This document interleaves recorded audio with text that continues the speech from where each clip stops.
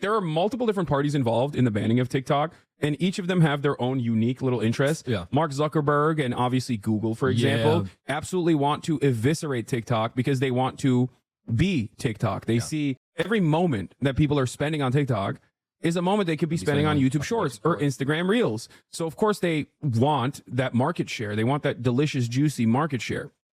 For the ADL and the Israel lobby, it's an entity that is uncontrollable and is not susceptible to the same censorious whims that, you know, Western social media companies are. So then that's another problem. Yeah, no, like people getting blasted straight footage from Gaza for like the entire thing. Like, yeah.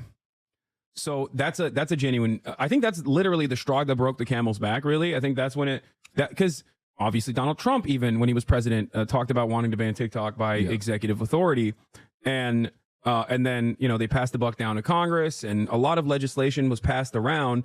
But post October 7, there was enough momentum, especially because people could not comprehend why so many people under the age of 35 had demonstrated sympathy towards Palestinians. They were like, "What the is going on? We need to put an end to this." So TikTok was seemingly the responsible culprit, and that was, you know, that was a great way to kick this over the finish line, and that's why it happened.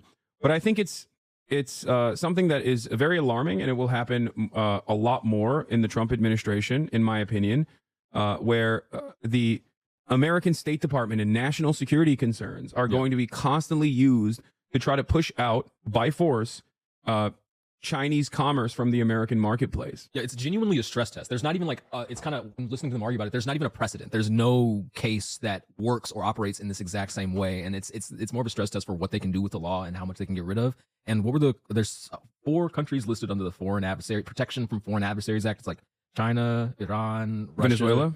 Is Venezuela in there?